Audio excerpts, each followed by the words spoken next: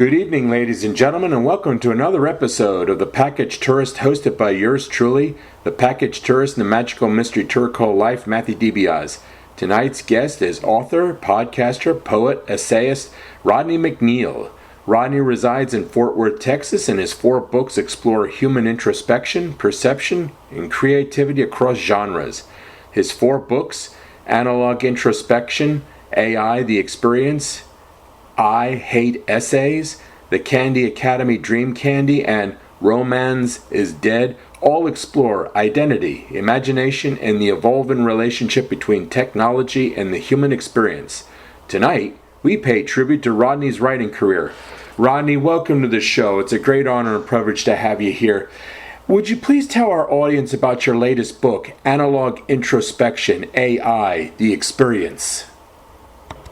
Yes, and thank you, Matthew, for having me. Very welcome. So I want to first break down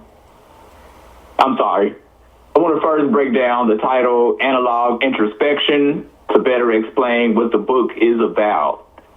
So Analog Introspection is a play on words with the acronym in mind, AI, instead of the original initialism, artificial intelligence. The point was to reframe how we think of AI, since there is a tension that exists between our values as humans and what this model-based software can provide. The main idea is to remind people to be in tune with life and take time to experience each moment and whoever they share those instances with. We all have observed that no matter where you go, you will see everybody's head down in their phones. Their attention and focus are directed towards the screen, and human connection suffers as a result. So this book of poetry explores the fight and struggle with doing things that were once normal, like enjoying your date or remembering the taste of pancakes. Yeah. In contrast to feelings of depression or feeling useless and isolated, because you are absorbed by technology, or the people you are interacting with is under digital arrest. So the tone of this book is conversational, it's reflective, it's intellectually curious, it's philosophical, and it offers a measure of hope. That hope being is that members of our society will take time to put their devices down for a moment and reflect on things that matter and nurture genuine human relationships. Okay. Rodney, is the illustrator of the book Montoya McNeil your wife? Yes. Okay. Montoya McNeil is my wife, and we actually have been married for 17 years. Ah, beautiful. Fantastic. Rodney, would you do us all a great honor? Would you be willing to read one of your poems from Analog Introspection? Yes, and I will read Analog Introspection, the actual title poem. Okay. Avatar blowing Z's, PCs drifting to sleep, listening to 60 beats per minute, exerting my cardiovascular limits, detoxifying my mental from artificial, remember who you are, organic essentials. There is no place I would rather be, a proud tenant occupying the state of peace, lease-free residence in a spectator's hippocampus.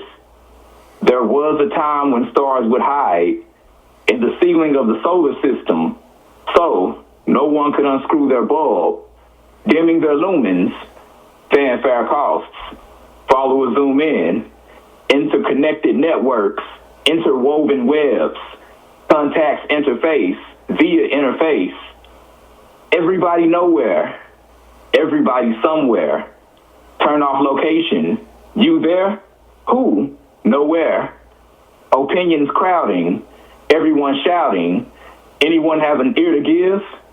It's too loud, and no one can hear to live. Excerpts from experts, smear without fear. Text chirps from ex-birds, soar to new tiers. Machine gun phalanges characterize damage. Detour, leave your keyboard, hands still famished. 80s babies are not prehistoric relics in space. Old world values preserve my essence to date. On the outer limits of Wi-Fi, human frequency lo-fi, non-mechanized, high vibrations of stimulation, skipping through the low tide, cowhide texture, cedarwood selection, butter encrusted griddle cakes, flavorful scenarios simmer slow as the weight of pressure flowed away. Mathematics are not needed for a fraction of an instance to count. We are variables in the algebra of condition. Why intercept being? This is analog introspection. Wow, fantastic! Thank you, Rodney. Let's move on. Please tell our audience about your book, I Hate Essay. Yes. So, I Hate Essays is a collection of essays I wrote during my undergraduate studies at Tarrant County College and Tarleton State University between 2021 and 2024. I came up with the idea to publish them based on the feedback of my professors and the staff editing my essays. They would say things like, "This is the strongest paper I've read in years." Plus, I was getting the perfect score of 100 on every essay. Wow. But when I spoke to others about writing essays, they expressed their disdain about the process of researching, then writing, and also the teacher's requirements. So I took their perception, EYE, and their disgust, hate, for essays to create my title. Beautiful. Now let's. You wrote let's tell our listeners what led you to write the Candy Academy Dream Candy. Now, is that a children's book? Yes. Okay. The Candy Academy Dream Candy, it actually starts with my son Keaton in mind. Like my wife, I wanted to share my goals and dreams with him as well. So the book is totally based on the world of Keaton at 11 years old. The character's name is Maui Cauliflower, who is a representation of my son based on two elements. It is Keaton's middle name, which is Maui, and it is also not surprising that Keaton didn't like vegetables like broccoli and cauliflower. So I married his name and his disgust of vegetables to form Maui Cauliflower. And as you know, kids seem to automatically like candy and sweet treats, which became a great thing to showcase in terms of Maui Cauliflower's interests as well as his peers in the environment. And since he's still in school presently, it only made sense to play on the fact that he was in school by forming an academy of kids who studied and experimented with candy. So we wrote it during the pandemic, and I just wanted my son to create something with me that would help him imagine and inspire kids around the world to dream beyond their circumstances. That's beautiful. Now, has Keaton inherited your own literary talents, Rodney? So far, he's not really into writing right now. He's just trying to find his way. He does love video games, and he actually loves to sing. Okay. So maybe he'll explore that. Ooh, okay. Not into sports, really? Not really. Okay. Now, your fourth book. Let's talk about your fourth book, Romance is Dead. What is that all about, Rodney? Okay, so Romance is Dead. Again, like analog introspection, I need to talk to you about the title first to better explain it. Okay. So Romance is Dead is a play on words. The main protagonist's role is mentioned in the title, as well as her group of protectors named Man's Elite. This forms a phrase that sounds like romance is dead, and that's done intentionally to capture the ears of those listening. So the characters in the books are personifications or non-human objects that are given human-like qualities. Ro is the embodiment of love, joy, peace, kindness, and beauty. And with those 5 traits and virtues, It defines Rose's personality and also her purpose as she changes nature into a state of paradise. For example, fruit becomes compassion and streams of water becomes mercy. And in contrast, we understand that monsters seem to come out of nowhere when you are enjoying yourself in paradise. So you can never become too comfortable in paradise, because giant cobras might dart off of the ocean water onto the sand, or island-sized dragons might explode from erupting volcanoes. And this represents the struggle between good and evil, which is also the surface level of the main idea. But the true central conflict lies in the choice that humanity is offered by light, which is Ro, but they continually choose darkness, which is hate. So we have a free will versus consequence theme that's being heavily explored as mankind has two sources of influence. Hate envy, spelled Haitenvi. It sounds like what it portrays, which is hate and envy. He embodies attacks of violence, fits of rage, fear, punishment, greed, and moral blindness. And this vice continues to grow throughout the story, which echoes how evil grows in the hearts of man. So the villain, willed by mankind, it evolves throughout the story from neglect of virtue to apathy, which is when people stop caring about what's right. And this leads to fear in society because people stop caring about what's right. And hate envy has influence. Violence becomes normal. This leads to corruption, destruction, and spiritual death. Essentially, Romance is Dead functions as an allegory. It's warning mankind about the lack of natural love and affection growing in our society as everyone chases after their own lust and selfish desires, So we can cultivate a heart of paradise, or we can breed a ravenous dragon who thirsts for violence. Amen. I concur heartily. Yes, absolutely. That leads to my next question. Rodney, do you feel that the enormous technological advances we are presently experiencing have begotten Lucifer instead of elevating the human condition? Yes, that is a good question.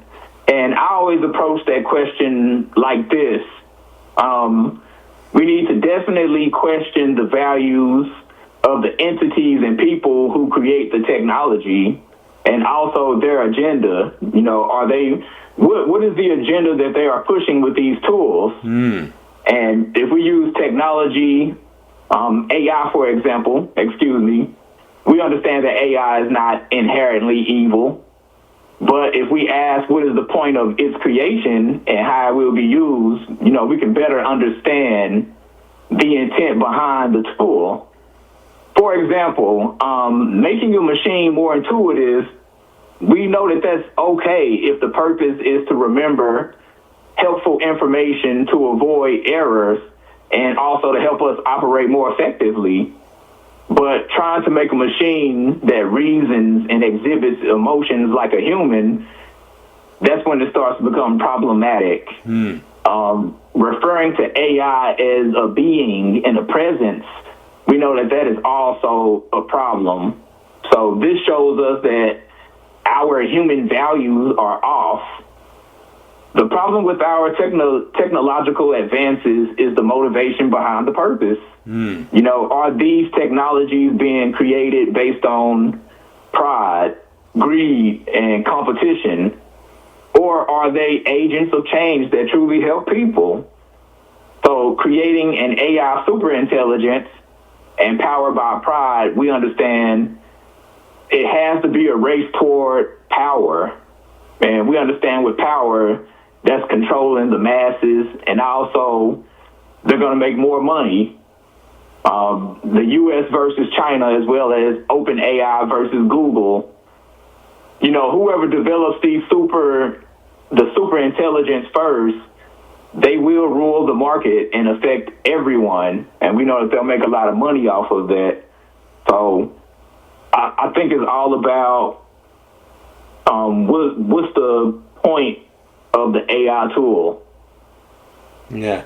I mean, I think in many ways these technological advances have made it easier to dehumanize the human race, to a greater tool for sadism, cruelty, oppression, diminution of people, people of certain groups of peoples, nationalities, races, and all that. In a sense, and that's why I asked that question: has it begotten Lucifer? In that sense, Rodney.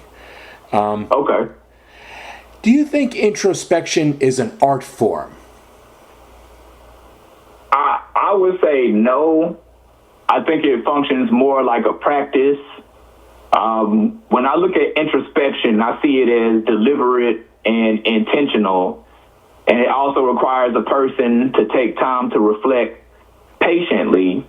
And a person cannot properly reflect without removing themselves from distractions to focus on whatever they are trying to channel. So when you are trying to seek introspection, in a sense, you can do this while walking beside the lake, even during a workout session, or if you want to sit alone and gaze into the distance. However, the way it relates to art is in the sense that we know that artists take time to reflect so they can find ideas and also shape their narratives through the connections that they make to reason, through the connections, to the reason they feel or respond to people and events in their lives. I hope I made that clear. No. So, in a sense, do I take it then that introspection can be more like a meditation then than an art form? Because isn't meditation the same way? Inner contemplation, inner spiritual, awakening. Would you see it in that light? Right. And essentially, again, it's more like self-reflection, which you can meditate to do that.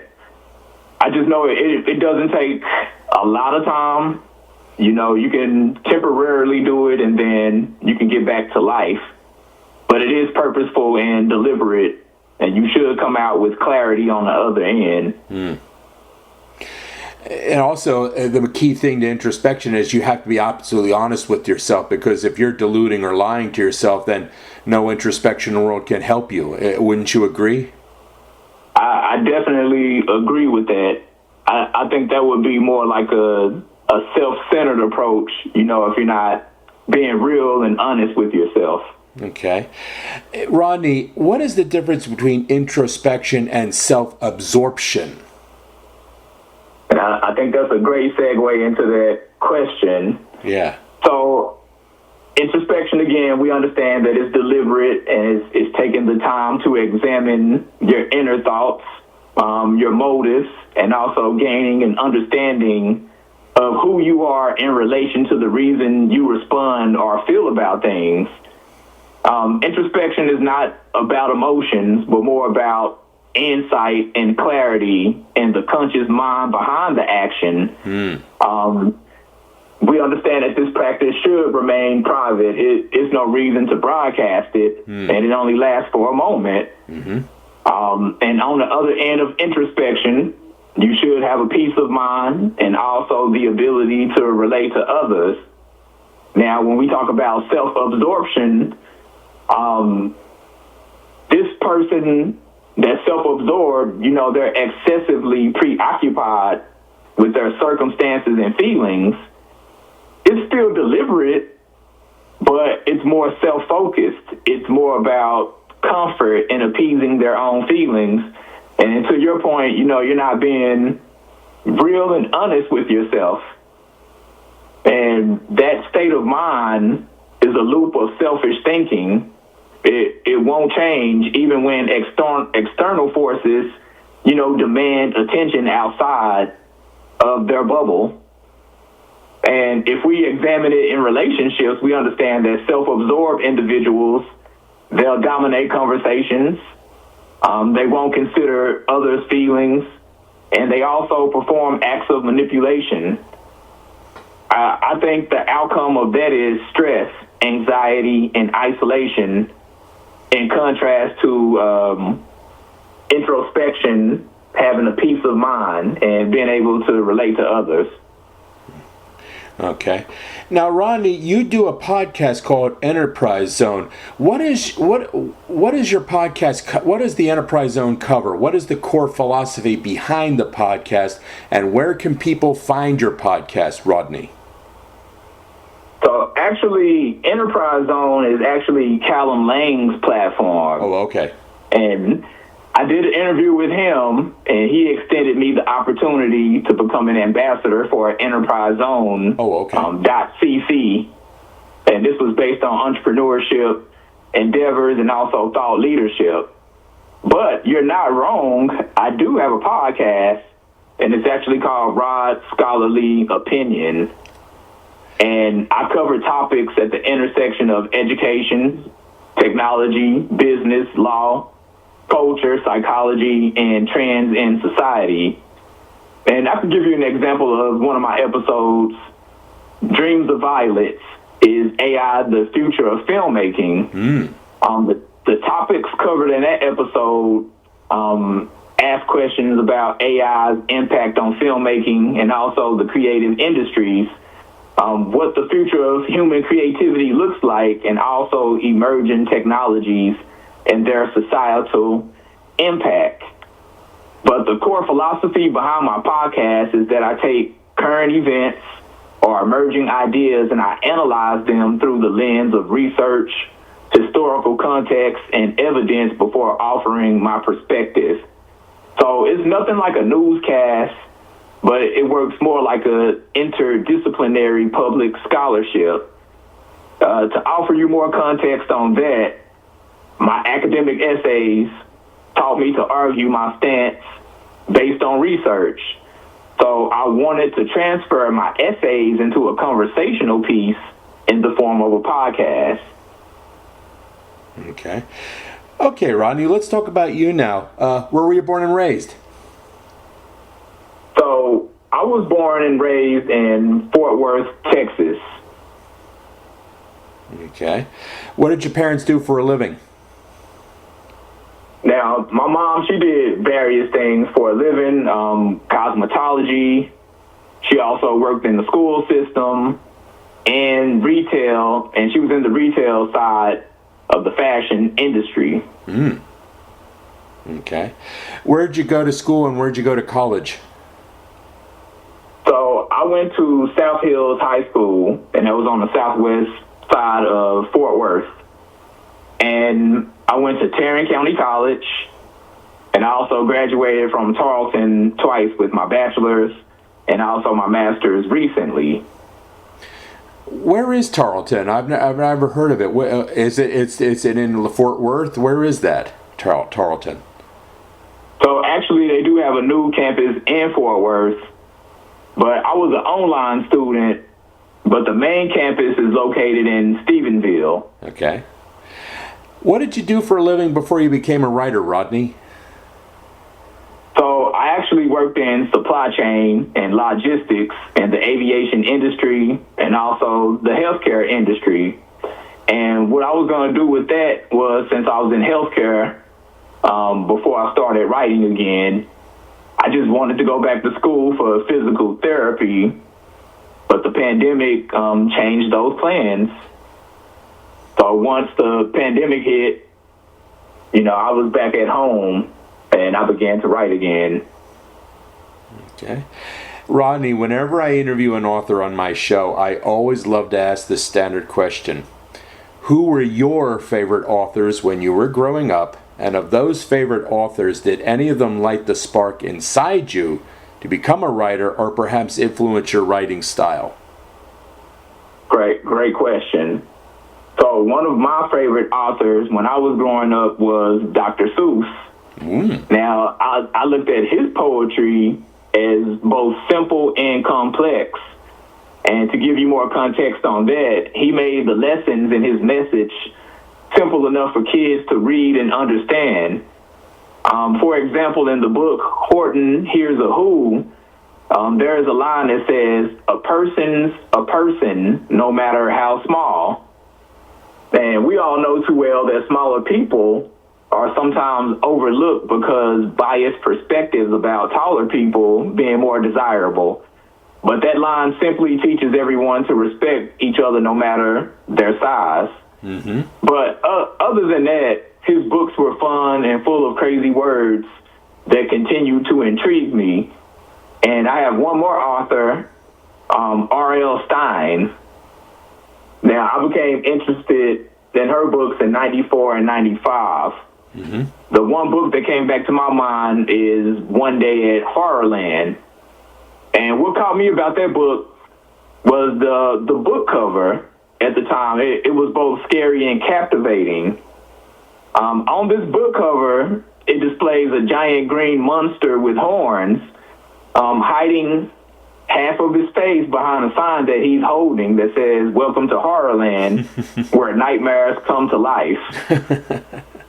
And what I admired about R.L. Stine is that she had an interesting ability to scare kids just enough, but to also make them come back to read more. So I would say that Dr. Seuss actually sparked my mind to convey messages in a poetic and entertaining way. Poetry always spoke to me because it was creative, and it was also a fresh way to convey and communicate with people. So my love for reading those phrases naturally translated into me writing my own poems. Okay. Rodney, please tell our audience, where can readers find your books? Okay. Readers can find my books on Amazon, and Romance is Dead can be found everywhere. So you can simply Google my name, Rodney McNeil. It is RodneyMcneil, and Amazon will be one of the first sites to come up, as well as my books and my podcasts and things of that nature will also come up as well. Do you have a website? I actually have an Amazon authors page. Okay. Rodney, are your books conventionally published or self-published? So I chose the self-published route, and to explain why, going the conventional route, it's not bad, but it could take more time trying to get a deal with a publisher versus taking your written manuscripts and, hiring an editor, hiring an illustrator, and then publishing it through services like Amazon KDP or Ingram Spark. So I wanted freedom to publish whenever I like to publish. And personally, I don't think every book has to take 2 years to be released. Now, that's not a knock on conventional publishing, because conventional publishing, they're investing their resources and money into a product. So I understand they will take their time in developing that product based on the market and data. But I found it to be more exciting to release books at any moment. And, when you build a community and a following, those type of releases will keep people looking forward to surprises and also what you have coming next. I concur with that, Rodney, because I'm an author in my own right, and I've had 5 books out, and 4 of them were self-published using Amazon KDP, so I know exactly what you're talking about, and I'm with you all the way. Yeah, but there's sports histories and all that. Rodney, last question. What will be your next book project, and when can we expect its release? So actually, my next project is not a book, but it's still attached to a book, which we talked about, Analog Introspection. I'm in the works of creating a spoken word album for it. I just wanted to add another layer of experience so that listeners could experience it in audio as well as see the book physically. And I don't actually have a date for that just yet, but I'm hoping to release it before the end of this year. Rodney, I want to thank you so much for appearing on my show, and I wish you the best of luck in all your future endeavors. Thank you, and I appreciate you having me. You as well. It's a great honor, Rodney, and you take care. You too. Okay, bye-bye. Bye. Stay tuned, ladies and gentlemen, for next week's show where I will be interviewing author Donna Massey Layton. And I'd just like to remind my listeners that my latest book, Patriarchs of the Dugout, Baseball's Greatest Managers, is still available at Amazon, in either paperback or Kindle. Just go to Amazon and type in my name, Matthew DiBiase, MatthewDibiase, and you'll find my books. Patriarchs of the Dugout reveals the 50 greatest baseball managers of all time and is on sale at 25% off and will remain on sale for the duration of the Major League season. Just go to Amazon and just type in my name and you'll see it. Thank you very much. Good night.